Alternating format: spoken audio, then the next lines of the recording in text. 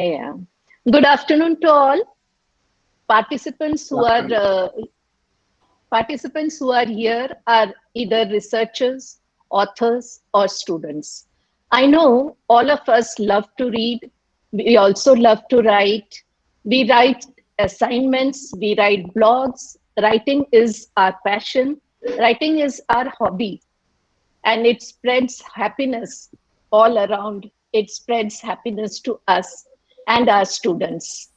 What strings us together is that we are authors, we are researchers, and we shoulder a great responsibility. What responsibility? The responsibility of truth that shines in our work we present to the world as our own. Today's topic that we will discuss is about research misconduct. But before we begin, let us understand that research misconduct goes hand in hand with research integrity. I will flip the coin and talk about research integrity first. Research integrity, is it a habit? Research integrity, is it an attitude? The answer is yes to both. Science Europe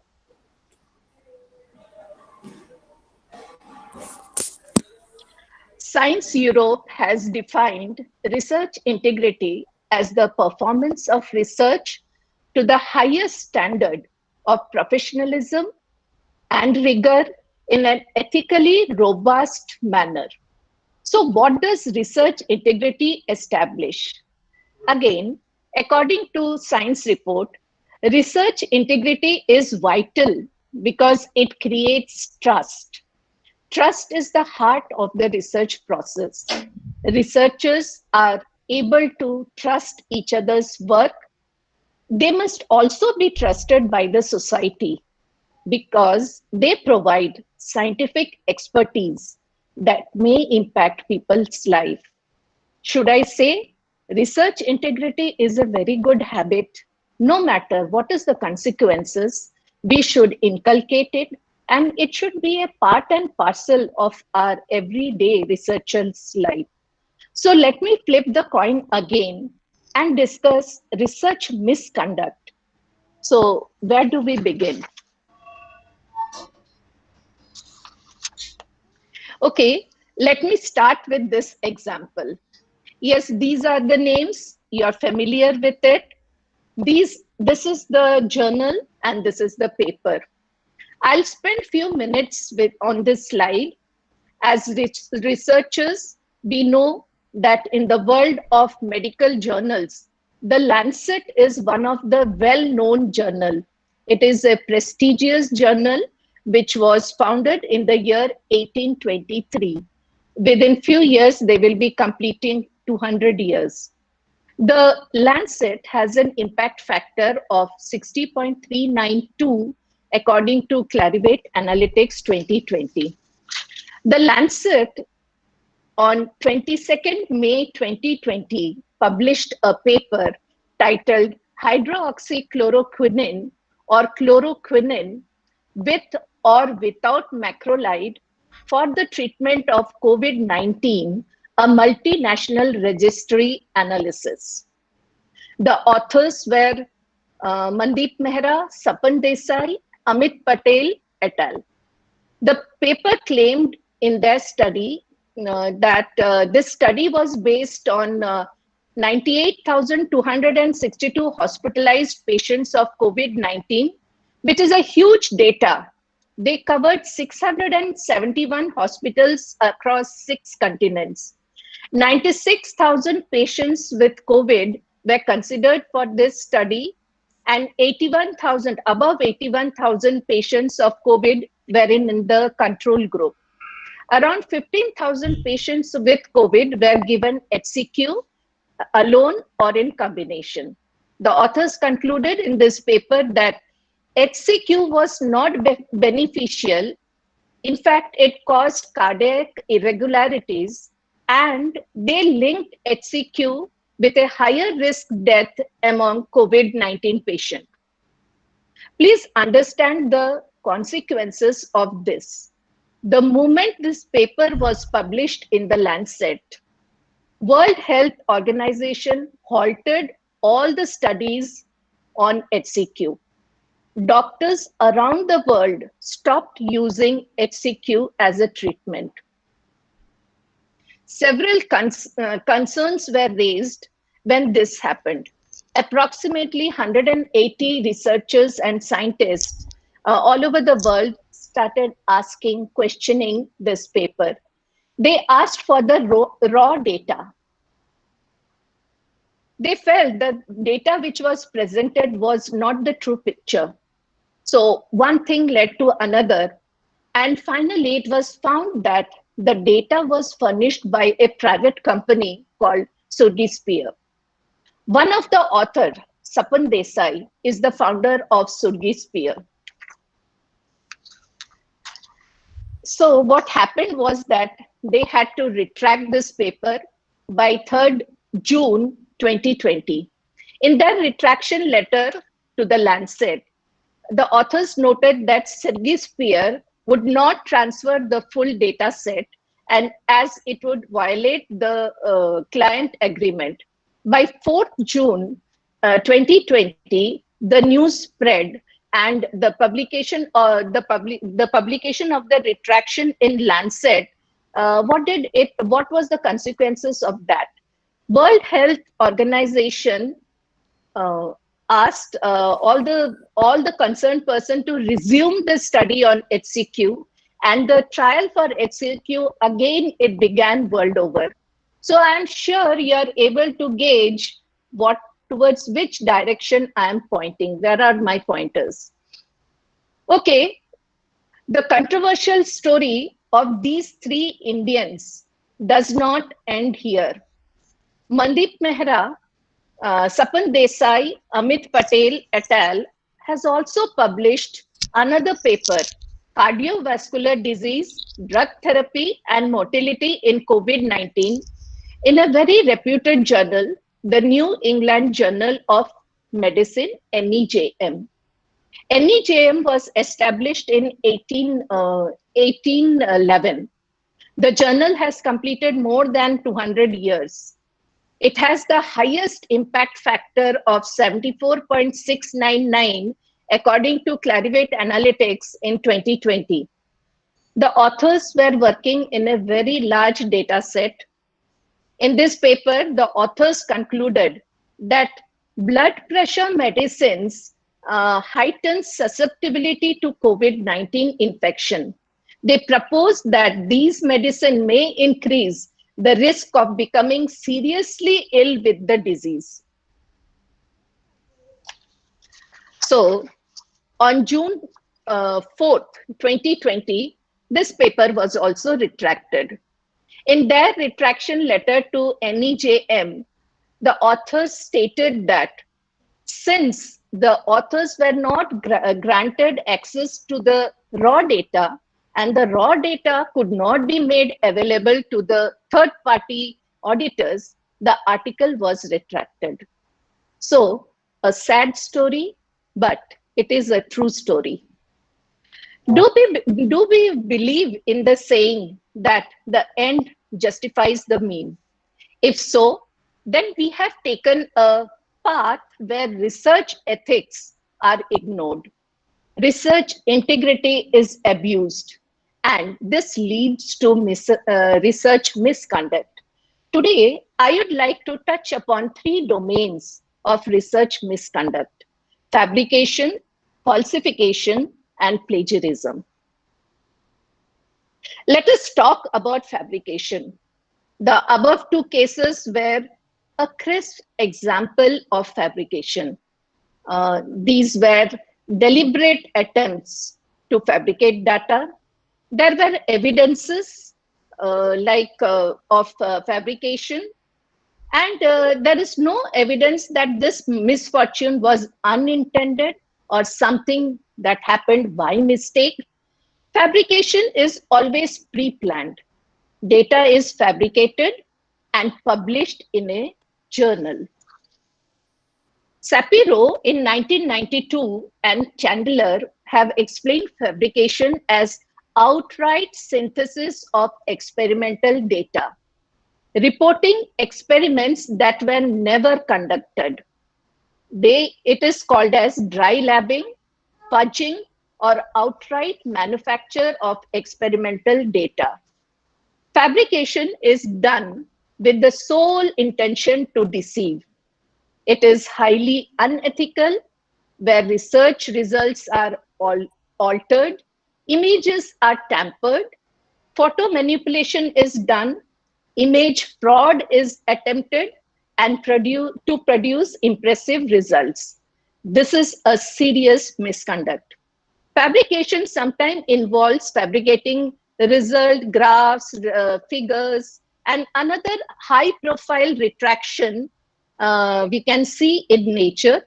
A group of researchers based at Harvard Medical School have retracted their paper from a report from a reputed journal, Nature. What did they do? They did figure anomalies, and this is the reason why they had to retract their paper. What happens when you get caught? When your paper is retracted, the consequences are severe. A scientist engaged in fabrication will mean end of his career as researcher. Scientific misconduct can lead to dismissal of the faculty, losing research grant. Researchers are blacklisted. Organization, universities refuse to hire them. Funding resources refuse to sponsor them. Funding sources refuse to sponsor them. Journals refuse to consider their future articles for publication. A German physicist, Jan Henrik Schön, was famous for his work on semiconductors. Now, what did he do? He published his work on single molecule semiconductor in prominent journals like Science, Nature. He gained worldwide attention for his findings. The physics community, however, never considers his near perfect results as genuine. Much later, Schön acknowledged that yes, he omitted some data from his findings, and he did this to show more convincing data results. Yes, he did that. So what happened to him? In 2004, that is 204, Jan Henrik Schön was stripped of his doctorate degree, and most of his paper were retracted from most of the journals. So that is the consequences of fabricating results. Falsification.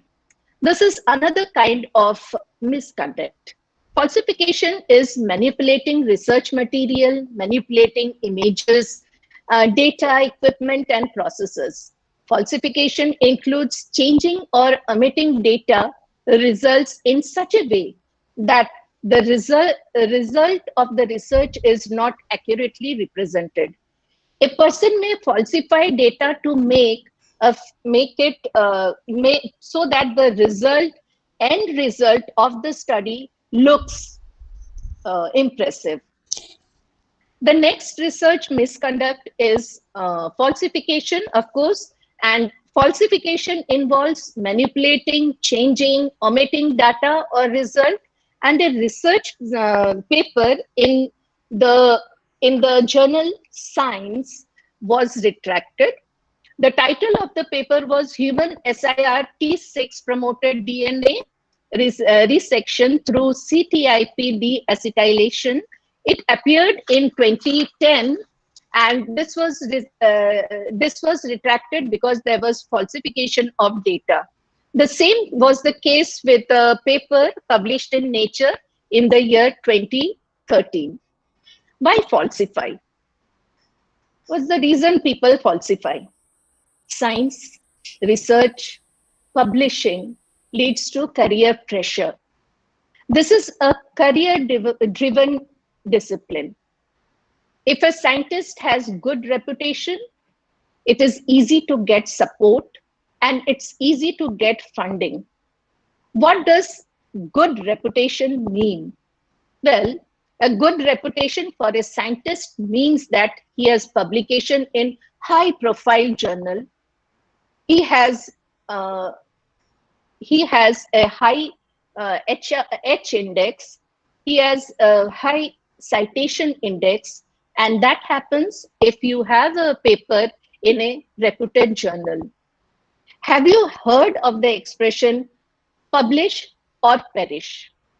Clearly, research integrity takes a toss if we follow this expression, because desperate scientists resort to falsification and fabrication just for this reason. Now, let us talk about plagiarism. Plagiarism in Latin means to kidnap, a very simple term, to kidnap. Plagiarism means kidnap.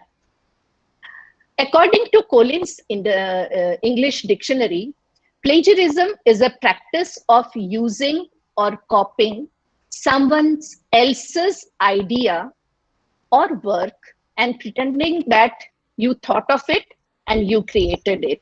So that is plagiarism. Plagiarism is almost like a copyright infringement. It is unethical. If an author or a musician or any other person for that matter has taken a copyright for his or her work or has applied for trademark logo and you use that material without permission, then what happens? What is it called? It is called as copyright infringement. Is it punishable? Yes. Infringement is punishable by law. And in India, we have a Copyright Act 1957 in place for the same. So what about plagiarism? Plagiarism is academic dishonesty. Plagiarism by itself is not a crime, but it is a serious ethical offense. Stealing information, thought, idea, figures, illustration, etc. is plagiarism. Is it punishable by law? Well, it probably is not punishable by law, but it is unethical in this scientific world. This scientific world is a close-knit family, and it does not pardon offenders. It is often seen that plagiarism can lead to copyright issues, and copyright infringement is punishable. So plagiarism can be punished by law. If there is a book and you have copied some paragraph in your paper from that book, then it is plagiarism. If there is an article or a book and you have copied the entire thing and put it in your thesis, then that is copyright infringement. So plagiarism can sometimes lead to copyright infringement. So what can you plagiarize? You can plagiarize Word, you can plagiarize findings, you can plagiarize computer programs, electronic material, illustrations, lecture, printed material, ideas, graphic representation, information, diagram, writing, or any other original work can be plagiarized. So let me give a gist of the different types of plagiarism. And the first plagiarism, which I want to start with, is global plagiarism. So what is global plagiarism?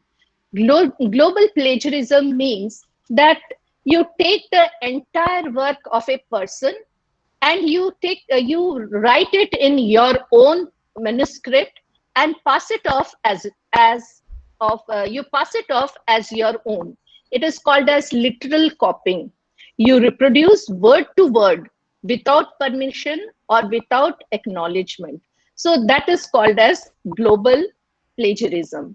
So is global plagiarism an ethical problem? Yes, it is the most severe form of plagiarism.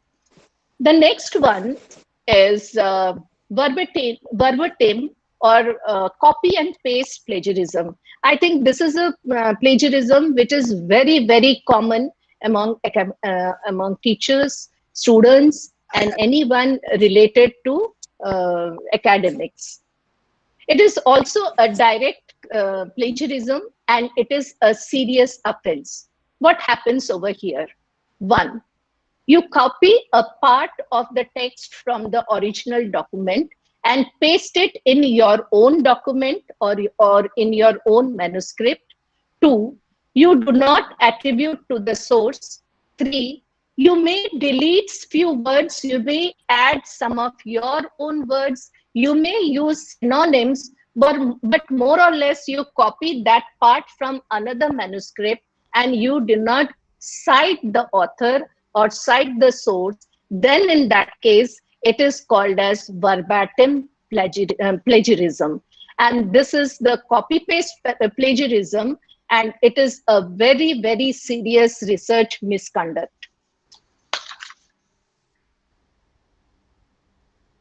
The question is, I don't want to plagiarize.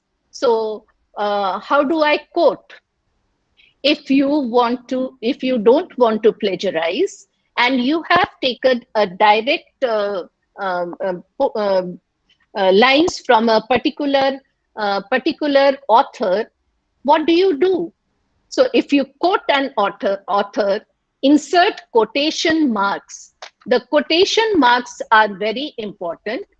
At the end of the quotation mark, use brackets. Inside the brackets, write the author's name, the year, or the page number. Cite the entire source. When you get to the bibliography page, write the full reference. If you do that, in that case, it is not plagiarism. The next type of plagiarism is paraphrasing. According to Merriam-Webster Online Dictionary, paraphrase is a restatement of a text, passage, or work, giving meaning in another form. Paraphrasing by itself is not plagiarism.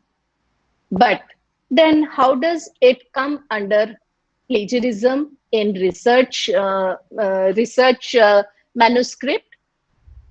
Or why is it considered as a research misconduct? Because in English, we teach paraphrasing. But when it comes to scientific writing, paraphrasing is a research misconduct. You see, one, while paraphrasing, we paraphrase, we reconstruct, we reword, and we rephrase the text in our own word. Second, we add everything to our own manuscript. The third step, we forget sometimes intentionally, sometimes unintentionally, we forget to cite the author. If that is the case, that this kind of paraphrasing is a misconduct, and it comes under paraphrasing plagiarism. And this is one of the severe and very serious plagiarism, which is prevalent in research scientific writing. The next one is very common, especially with teachers and students. It is called as mosaic plagiarism. So what is mosaic plagiarism? Especially nowadays, if you search for online resources, we open so many papers. So we have 5 papers in front of us, and we are writing our own manuscript. So what do? We take one line from one paper, we take the second line from the second paper, we take the third line from the third paper, and that way we take so many papers We take one line from each and then we put them together. And when we put them together, we reconstruct it and we present it in our manuscript as our own.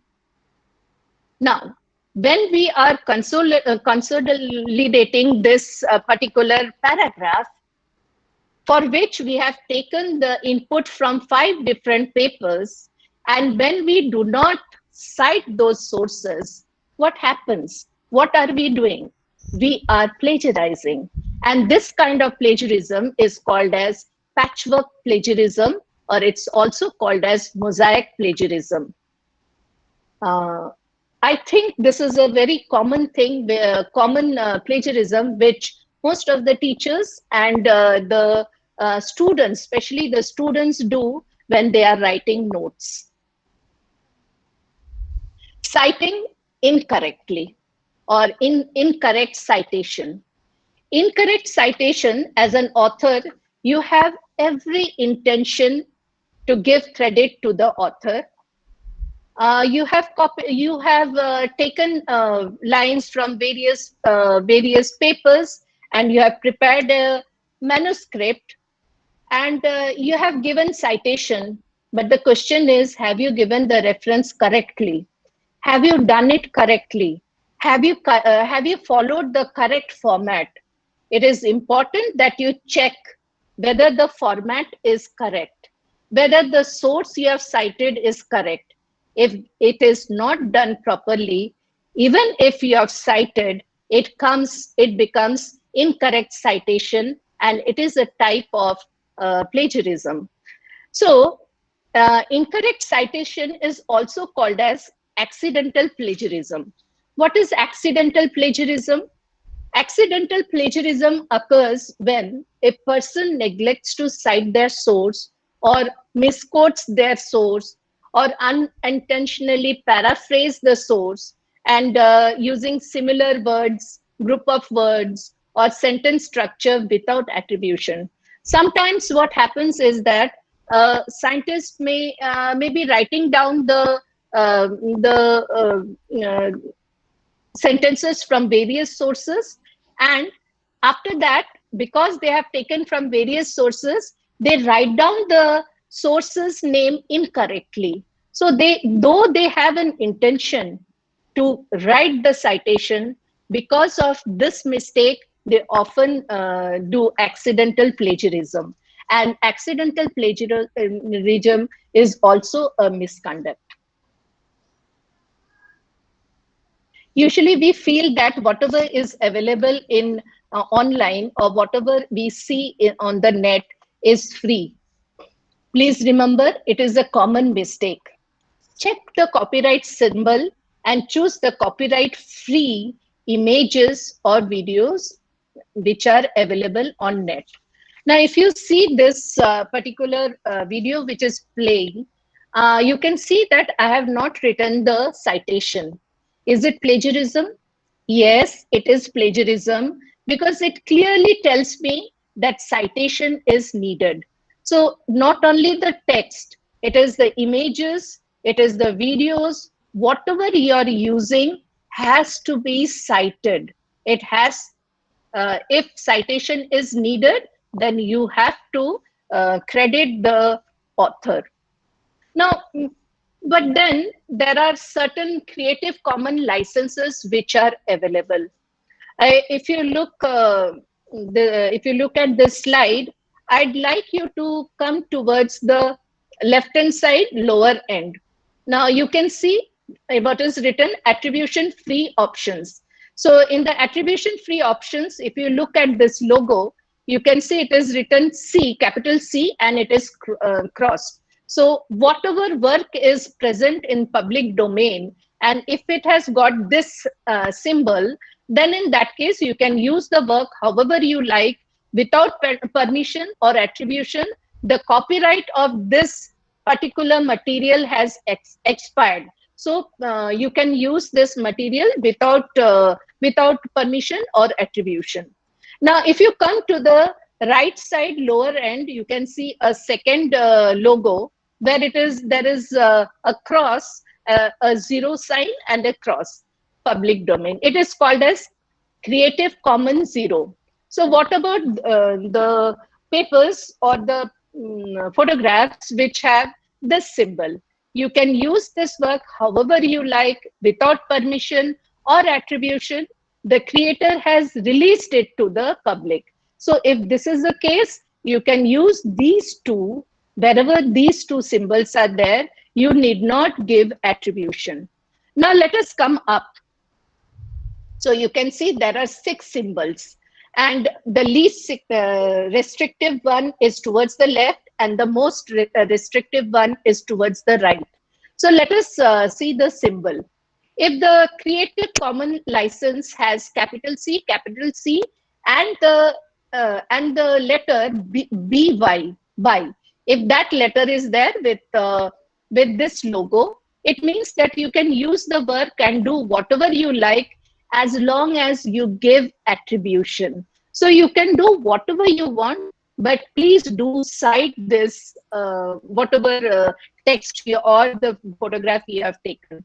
If you come to the next logo, it is again a Creative Commons license, and it is written BY and SA. So you can see the same BY logo and SA logo, which is the opposite of C. So what happens over here? If you add to or change the work, you must share it with the same BY-SA license. Okay, this now is little more restrictive. Now let us go to the third one, BY-ND. You can use the work as long as you don't change it in any way. So there is little more restriction.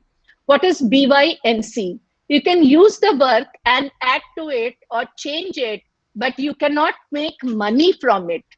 So if you are using this and you want to sell the product, no, you cannot do that. If you do that, it is in copyright infringement. Okay, and it is punishable. The next one, BY-NC-SA. If you change the work, you must share it with the same license, and you can't make money from it. Again, you can see this is more restrictive. And finally, the most restrictive one, BY-NC-ND. What does it say? You can use and share the work, but you can't change it or sell it. So you cannot earn money. You cannot use it for any other purpose. You can only share and work with it. So this was the next one. Now, the next one is self-plagiarism. And usually when it comes to self-plagiarism, we say, what plagiarism? It is my own work. I'm authoring a new book, or I'm writing a new paper, research paper. My earlier paper had a good paragraph in the introduction, or maybe in the methodology, or in the conclusion. The language was good. It was nicely expressed. And the words which I had used, the phrases which I had used was at a higher level. So let me include this in my present paper. And I will add it verbatim, that is word to word.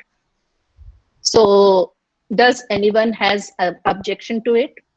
It is my work after all. I have written the manuscript. It is mine. What is the need of attribution? What is the need of citation? Isn't it? This is what we all feel. We take up one of our old paper, we see what we have written, and we try to copy the same thing in our second paper. Yes, you are the author of the first paper. Yes, it is on your name. Yes, you have published it. And that's the catch. You have published it. Once you have published it, it is a part and parcel of the journal. The journal has the copyright for that particular paper. You cannot reproduce that paragraph verbatim. It is called as plagiarism, and it is called as self-plagiarism. Many of us don't realize it, But it is very important that once we publish a paper, we cannot use it unless we cite it. And this has often been seen in cyber plagiarism. It has been seen in digital plagiarism, image plagiarism, and all these things come under self-plagiarism. Finally, why do researchers plagiarize? Is it ignorance? Is it due to lack of writing skill? I think this is a very important point. Writing skills. Why do you need to plagiarize if you are good in writing? But then many of us are lazy. So we like faster result with less effort. And we always believe that there is a chance of getting caught. It's always intentional. But the most dangerous part is we believe in ethics, but we don't practice it. So many of us believe in ethics, but how many of us practice it? So how do we avoid plagiarism? We avoid plagiarism by citing your source. Please do cite the source. Include quotations if it is a direct manuscript which you are copying. Why don't you present your own idea? If you are paraphrasing something, please do cite it. The moment you follow these steps, you can avoid plagiarism. Now, I'd like to talk about some of the things which UGC has presented in front of us. You see, University Grant Commission has few regulations on research integrity, research and research misconduct in place. The regulation defines that the practice of taking someone else's work or idea and passing them as your own is plagiarism. To curb this, UGC regulation stipulates that higher education must implement technological measures to check plagiarism. They have advised present other person's work as your own is plagiarism. So they have advised that you don't do that. Not using quotation mark is plagiarism. Copying major part of others' work is plagiarism. Wrong citation is plagiarism. So these are the things which UGC has told. According to UGC, how can you avoid plagiarism? Very simple, I've told it before. Use quotes, give citation, mention the source below the images or tables which you have used. In case of paraphrasing, give due credit to the authors. They have some exemptions from plagiarism. According to UGC regulation, laws, standard equation, symbols, quoted work which is either in public domain, some of them are in public domain, references, table of content, bibliography, preface, and acknowledgement, they are exempted from plagiarism. Of course, they are universal. So they are never, they cannot come under plagiarism. If you see the bibliography, in bibliography you will get 100% plagiarism because these papers have been repeatedly quoted in different papers. So these are the things. Symbols are universal, so they cannot come under plagiarism. They have been exempted from plagiarism. So UGC has put forward some part of the paper or of the manuscript where there is zero tolerance. And the core area of your manuscript, that is the hypothesis, the recommendations, abstract, summary, conclusion, result, observation. This is the region where plagiarism will not be tolerated.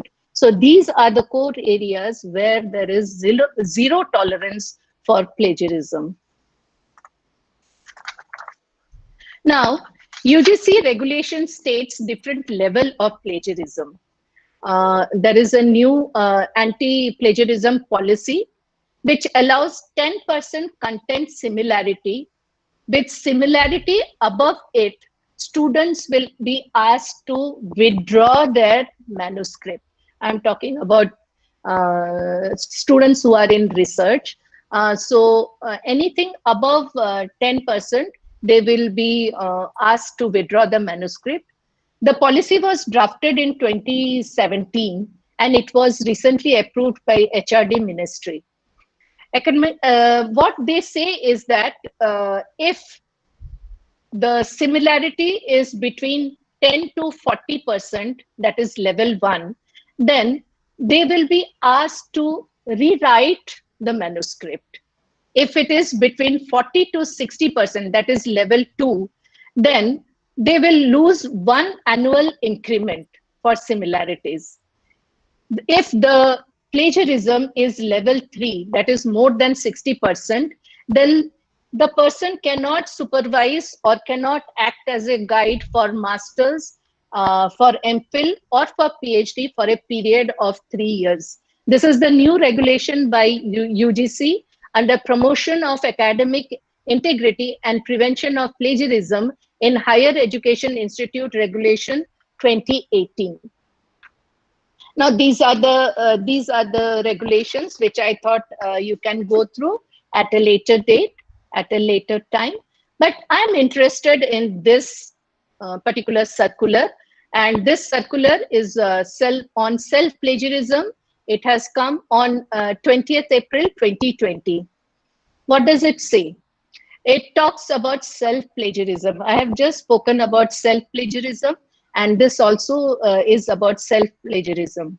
They are calling self-plagiarism as text recycling. According to UGC, text recycling or self-plagiarism includes republishing of the same paper already published elsewhere without due citation, or publishing a small paragraph of the same work in a new manuscript, again without citation. Reusing data already used in a published work and then presenting it as a new work without citation is again self-plagiarism. Slicing up work, that is, you have a big work, you make it into small pieces, and you present several papers out of it, that is self-plagiarism. Paraphrasing a previous work is again without citation, is again self-plagiarism. Now, paraphrasing previous work. Now, this is quite interesting. What people do is that they take an old paper, they completely paraphrase the entire paper, and the same data with the same paper with new words, they again give it for republishing, and that is called as paraphrasing. And this is also a type of self-plagiarism, and this is also an offense according to UGC, and it comes under publishing misconduct. UGC has clarified that self-citation do not add to individuals' citation index or H index in it does not add. So it does not work. So it's better not to go for self-plagiarism. Now, there are many free plagiarism checkers and paid plagiarism checkers available. How do they work? What do they check? They check similarity report, they check improper citation, and they check whatever you have uploaded, whether it is paraphrased. So this is the way in which plagiarism detection tool works. If you see, you will find that there are many free checkers which are available.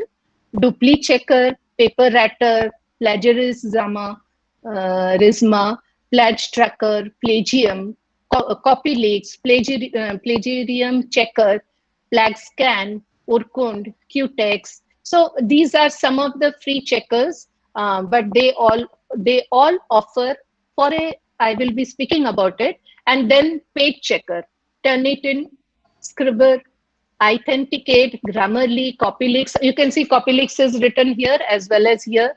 Copyleak, Unicheck, FlagScan, EasyWeb, WriterCheck, Plagiarism Detector, Plagiarism Hunt. So these are the paid checker. Now, I'd like to talk more about this. DupliCheck.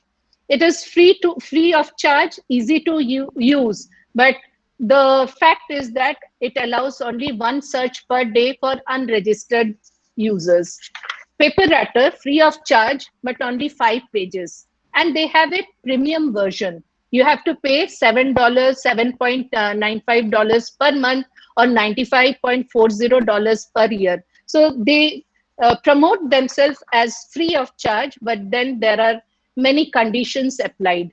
So you can go through them and you can find that that most of them have got conditions applied, though they may promote themselves as free checkers. These are all paid checkers, and they are good ones. And I will not say good ones, they are being used. There many of the publishers, they go for this, and many of them are being used by our researchers also. So here uh, they are available. So they are available on net, and we have written a manuscript, and we want to check that whether our manuscript shows any plagiarism, or is our manuscript unique. So what should we do? Now, if you see on Google search, you put the keyword free plagiarism checker. You put the keyword free plagiarism checker. You will get several links of different plagiarism checker. My advice to you is don't go by their rating. Check for yourself which is suitable for you. So, one, the first thing you do is that you open 5 links. In the first few, you can select whatever you want, and you select 5 different links and open them in different tabs. Now copy a portion of the paper and paste that portion, the same portion, in all the 5 tabs, and wait and watch. Now, I have already done that, and I want to show you. The paper which I have taken is in vitro callus induction from leaf explant of Lawsonia inermis L, used as herbal dye. Now, this is one paper which was published by me and my student in Asian Journal of Experimental Biology in 2010. So I took this paper, and what did I do? I took the first, that is the first paragraph I have taken. You can see I have highlighted it, and the same paragraph I posted, or I uploaded it in PaperRater. I uploaded in DupliCheck, and what do I get? When I uploaded in PaperRater, it told me your paper, your whatever you have written, that is your manuscript, is 100% unique. Please understand this. How can it be 100% unique?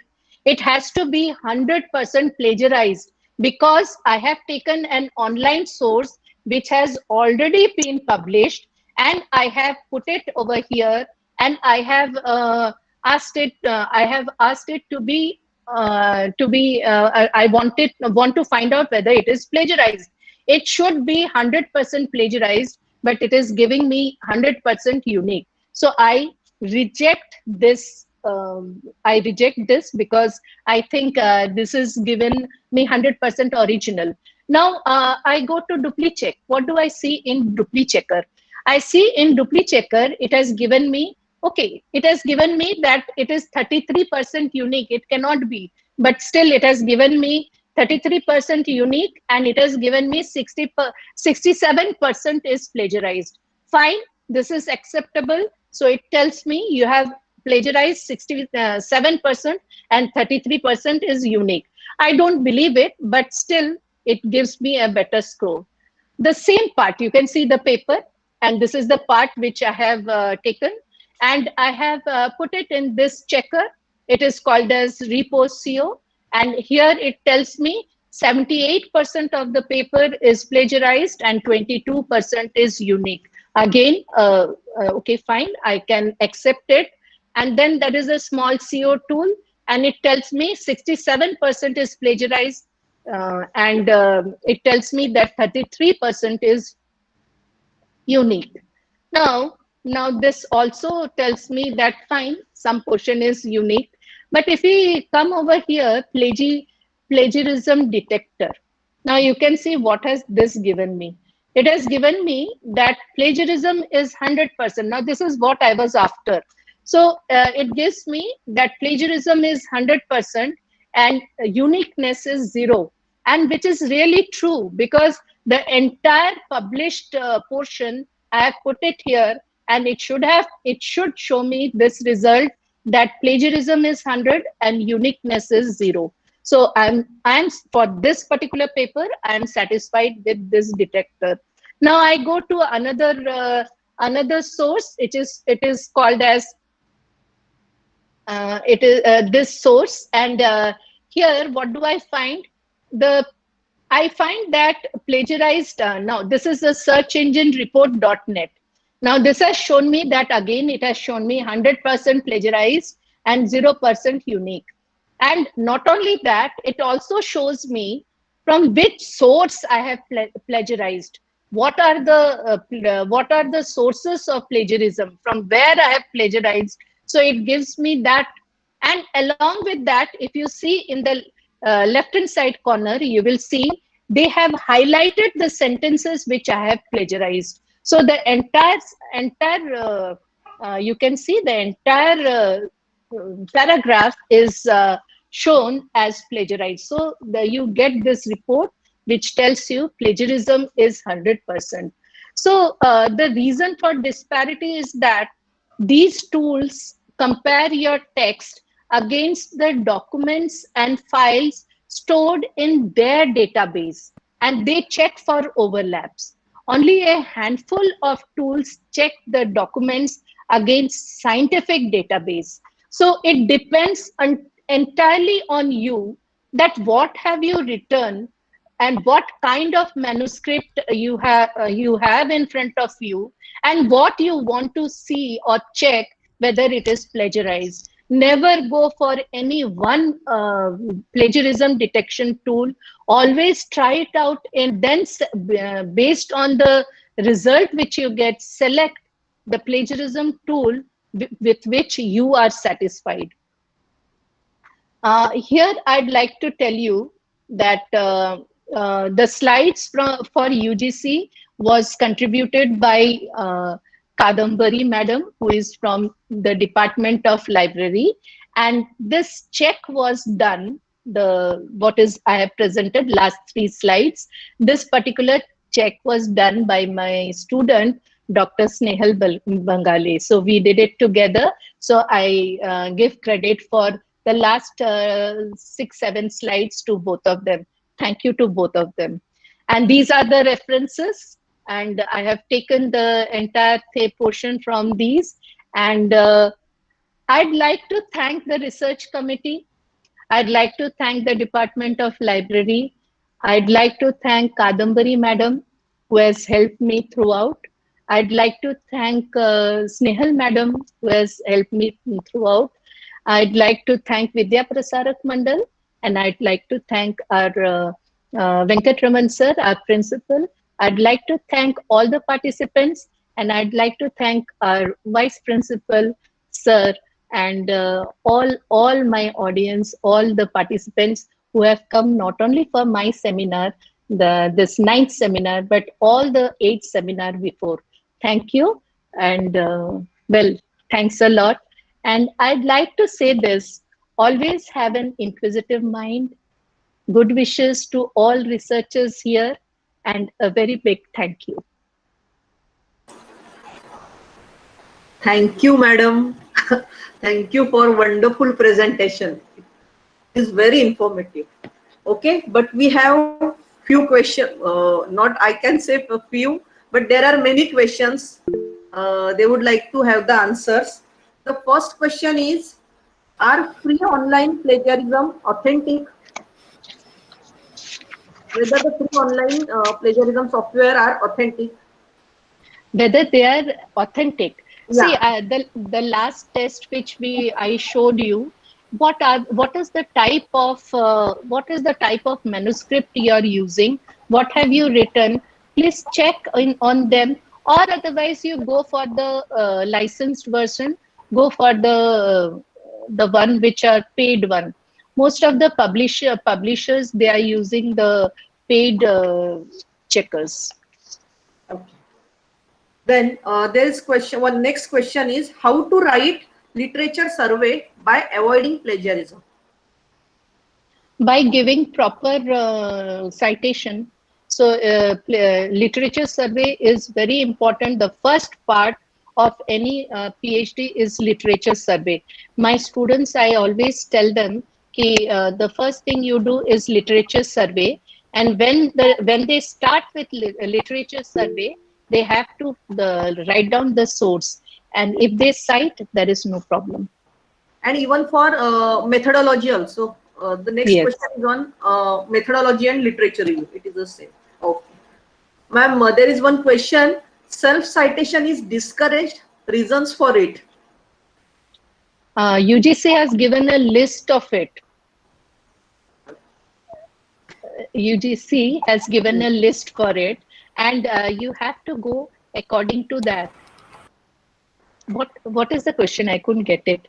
Actually, self-citation is discouraged. Reasons for it. Self-citation, I think it is not self-citation. It is self-plagiarism is discouraged. Yeah. So I think you have got it wrong. Self-plagiarism, according to UGC, is discouraged, and self-citation is not going to increase the index, H index. Okay, there is the next question. If we take some statements from our own previous paper to ready out next paperwork, so do we take the permission from the journal in which previous paper was published, or just to acknowledge?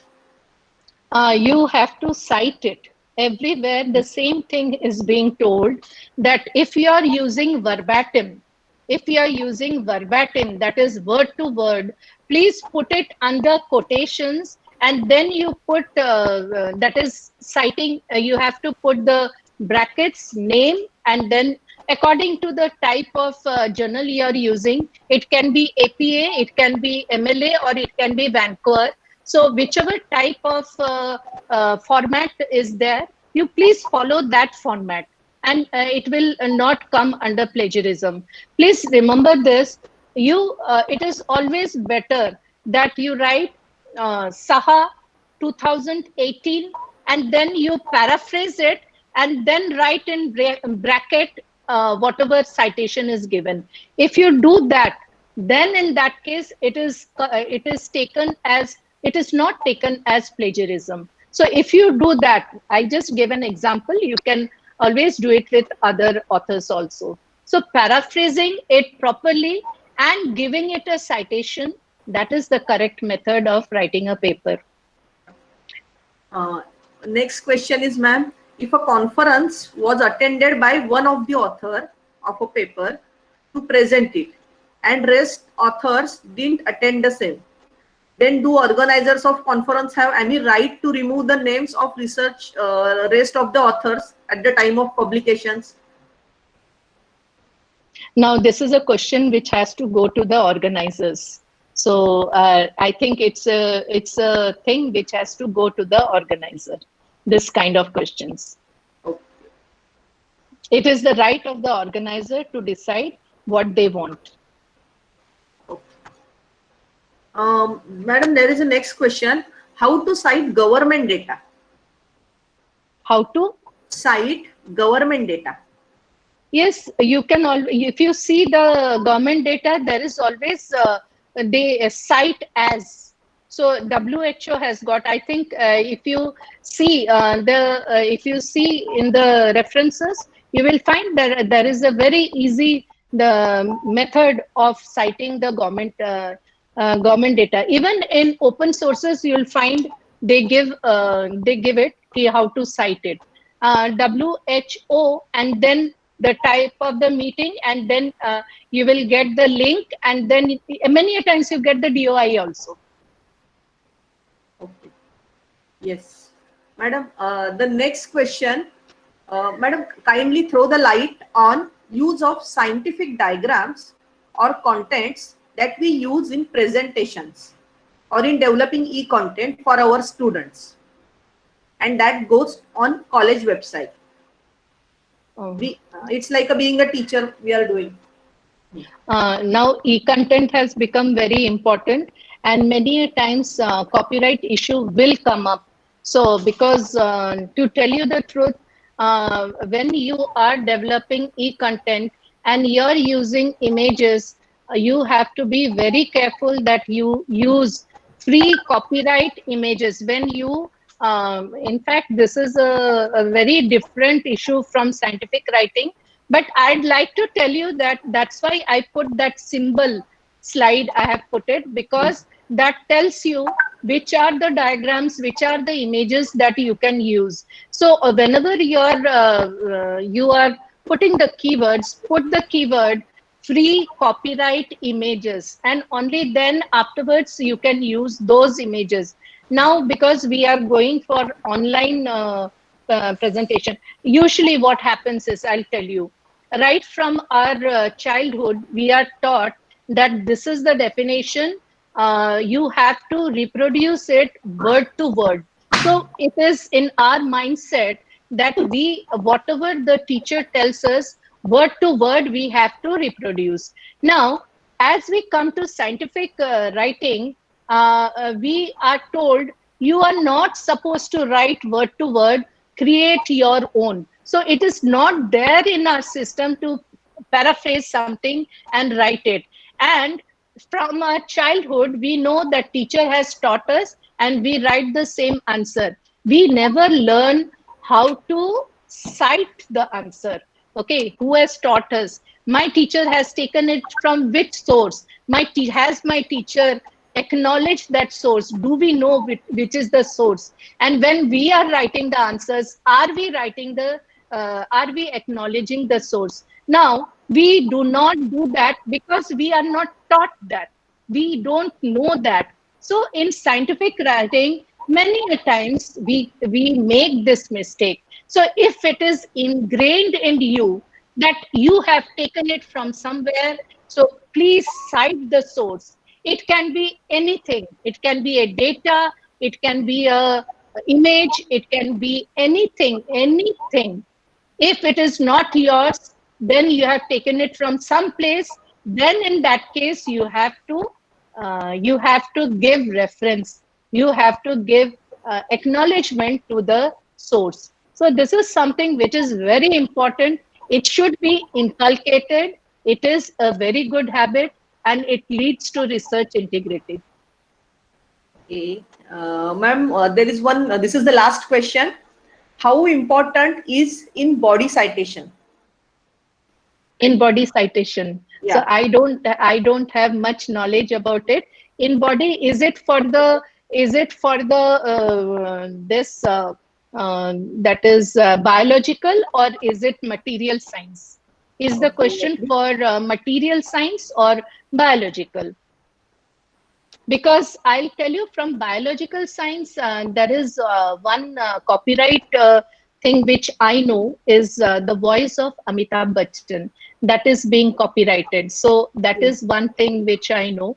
And as far as material science is concerned, again, copyright, it comes under, if you copy it, it comes under copyright infringement. So it has to be, acknowledgement has to be done. Okay. Okay, ma'am. Thank you. Thank you. Yes. Thank you, ma'am. Thank you for clarifying all the doubts. Thank you so much. Ma'am, there is one question in YouTube. Can I ask? Rohini, can you please ask those questions? I'm not able to access the YouTube due to some technical settings. Okay. Good afternoon, all. Ma'am, there is one question. What can be done if by mistake same paper is sent for publication and get published in both journal? This is Oh. question from Meenakshi Gurov. Yes. Meenakshi, I know her very well. Meenakshi, the thing is, ethics. Ethics tell us that once you have sent one paper to one journal, you should not send. Now you cannot, I will not say, I will say, because ethics tells us that you should not send the same paper to another journal. If you do that, then in that case, you have violated ethics. So that is the first thing, please keep it in mind. Now what happens is that many a times when you send a paper to one journal, and once upon a time, it used to take years for you to get a yes or a no from that particular journal. And then people used to then send it to another journal. Please, this comes under ethical, it becomes an ethical concern, and please do not do that. It's not a good practice. If you have done it, then it is a mistake. If it is done by mistake, then it is, of course, an accident. Okay. Thank you, madam. Rohini, madam, is there any more question? No, ma'am. Okay. Thank you. So now we are at the end of this session.